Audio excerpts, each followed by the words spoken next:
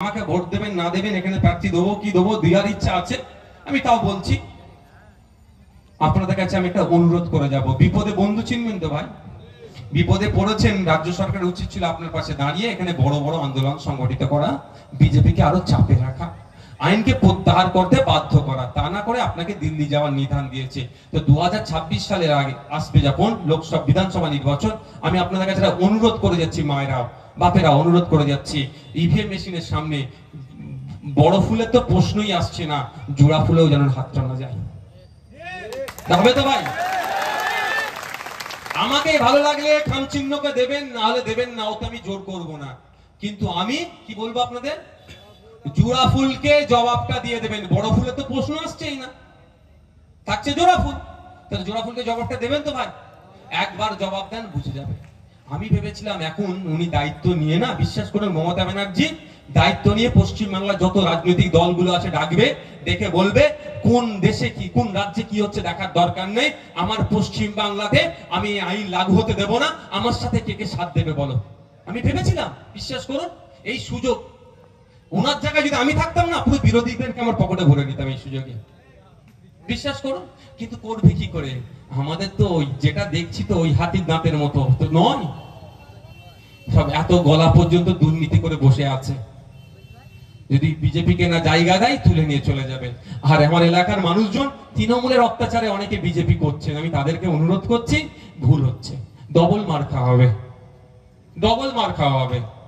যে কেন বলুন তো, ও তৃণমূলের অত্যাচারে বিজেপি করছে, ও ভাবছে বিজেপিকে জবাব দেবে।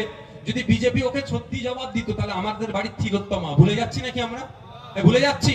ভুললে হবে না, ওই তিলোত্তমাকে খুন হতে হয়েছে আপনার আমার জন্য। ওই ডাক্তারের ওই অপারেশন থিয়েটারে নোংরামি হতো, অপারেশন রুমে গিয়ে নোংরামি করতো আপনার আমার বাড়ির মহিলা রোগীগুলোর সাথে, তার প্রতিবাদ করেছিল। খবরে দেখেননি যে মর্গে যে সমস্ত মহিলা লাশ পড়ে থাকতো, ওদের সাথে নোংরামি ভিডিও করে বিদেশে বিক্রি করতো, ওর প্রতিবাদ করেছিল তিলোত্তমা। আপনার আমার জন্য ওকে খুন হতে হয়েছে, তাহলে ওকে যারা খুন করলো তার বিরুদ্ধে সেন্ট্রাল তো এদেরকে তুলে নিয়ে যেতে পারতো। সিবিআই বলছে 54-55 জন ওই রাত্রিরে ওই করিডোর দিয়ে যাতায়াত করেছে, একজনকেও খুঁজে পায়নি।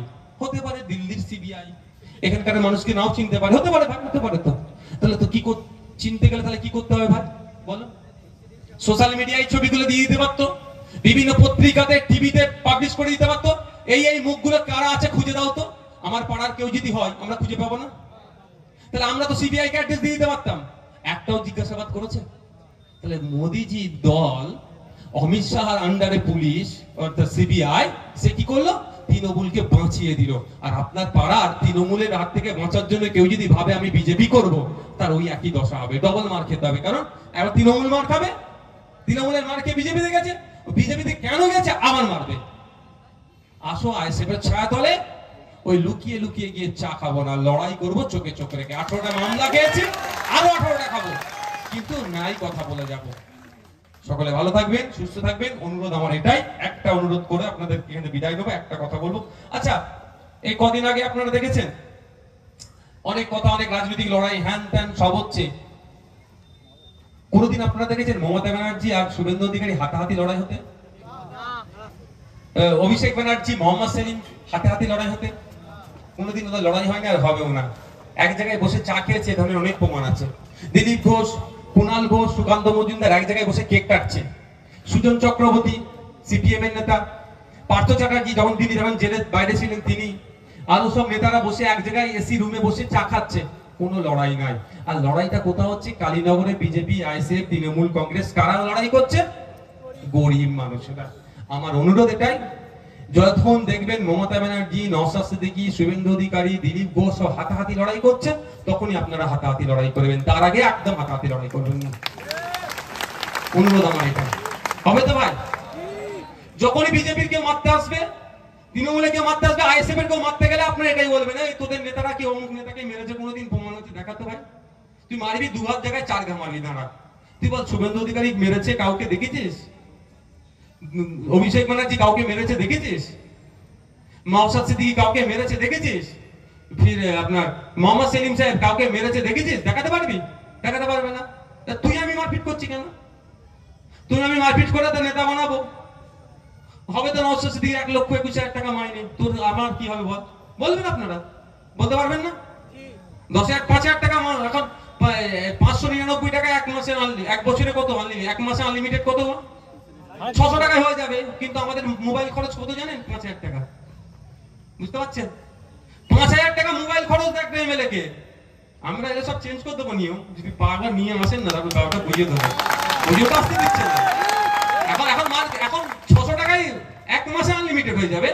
একজন এমএলএ নাকি আবার কি জানি নেই কি ফোন, আবার অন্য এমএলএ থাকতে পারে, আমার কিন্তু এরকম ফোন নেই।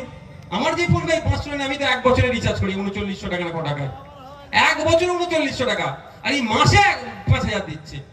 তো যাচ্ছে আমি 1,21,000, আর আপনি মারপিট করে মরছেন। কেন মরবেন বাবু?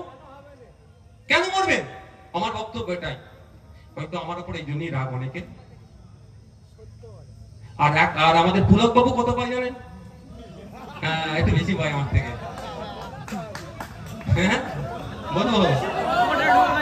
পুলক বাবু বলবে যা হচ্ছিল হচ্ছিল, লাস্টে কেন দিলে এটা? পুলক বাবু 1.5 লাখ টাকা পায়, 1,1.5 লাখ টাকা মতো পায়। উনি মন্ত্রী তো, হ্যাঁ ওনার দরজা আছে অবশ্যই, দেখুন স্টেপটা একটু আগিয়ে আছে। ওটা ওনার নিজস্ব টাকা। উনি যদি ওই 1.5 লাখ টাকা থেকে 1 টাকাও না আপনাকে দেয়, আপনি কিছু বলতে পারবেন না। হ্যাঁ, আমি 1,21,000 টাকা পাই, 21 পয়সা আমি নিই না। আমার ভালোবাসার মানুষদের জন্য এই কেস কাওয়ারি হ্যান ত্যান চলে যায়, আরো বেশি যায়, সেটা ব্যাপারটা নয়, আমি নিই না। কিন্তু আমার বলার প্রশ্ন এটাই যে তাহলে পুলক বাবু 1.5 লাখ পাচ্ছে, আমি 1,21,000 পাচ্ছি, শুভেন্দু বাবু 1,21,000 মতো পাচ্ছে, সবাই যখন আমরা এত এত পাচ্ছি, তা আমাদের পাওয়ার জন্য আপনারা মারপিট করবেন কেন? আপনারা মাথা ফাটাবেন কেন? আপনারা খুন হবেন কেন? আপনারা কেন ঝগড়ায় জড়াবেন? এগুলো আপনাদের একটু ভাবতে হবে না? কালকে আমি ধরুন আমাদেরকে ঠেলে টুলে আমাদের না ক্ষমতা এসে গেলাম, জোট ফোট বা যে কোনো ব্যাপারে, তো আমরা তো মন্ত্রী সব হয়ে ঘুরবো, তাহলে আপনি মাথা ফাটা খাটিয়ে লাভ কি হবে ভাই? কেন হিংসায় জড়াবেন? এটা অনুরোধ যে হিংসা থেকে আপনারা মুক্ত থাকুন।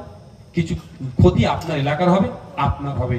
মিডিয়াতে 2 দিন হবে, হই হবে, টিভিতে বসে বসে। আমি একটা কথা বলি, এটা হাসি পাচ্ছে এই জন্যই বলছি, এই যে টিভিতে বসে দেখেছেন তো, অনেকে আবার সে ইয়ে করে গো, কি বলে, হ্যাঁ মেকআপ করে বসে। আমি তো একদিন গিয়েছি, একজন ভদ্র মহিলা আসলে, প্রথম যিনি আছেন আমাকে বললো, এই সাহেব এসছে একটু করে দাও। হাই ভাই পাগল মেরেছে। একটা মহিলা দেখি এরকম একটা ব্যাগ নিয়ে আমার কাছে এসে হাজির, বলছে স্যার চলবেন। কোথায় যাবো? বলো না আপনাকে একটু মেকআপ করাতে হবে। আমি না, আমার ভাঙা ফুটো যা আছে চলে যাবে। এরা মেকআপ করে বসে, ওরা ঝগড়া করে নাকি ঘোড়ার ডিম নাটক করে সব। আপনাকে আমাকে বোকা বানাই, আপনার আমার মধ্যে হিন্দু মুসলমানের বিদ্বেষ ঢুকিয়ে দেয়, মেকআপ করে বসে টাকা পায়, ওই সব করে। ওইসব ওদের ফেতনাতে আপনি আমি জড়াবো না। আমি অনুরোধ এই জন্য করছি আপনাদের, বলার এটা কারণ আমার এটা। যেটা দিনের শেষে দেখবেন সব হয়ে গেল, ওই ডিবেট ফিবেট হয়ে গেল, তারপরে ভাই কেমন দিলাম আজকে, ওগুলো কেমন দিলাম এই করে। আর আপনি আমি পাড়াতে দেখিছিস বাপের বেটা ঘোড়ার ডিম, বাপের বেটা কি মায়ের বেটা ডিএনএ টেস্ট করলে বোঝা যাবে। সকালে ভালো থাকবে, ধন্যবাদ।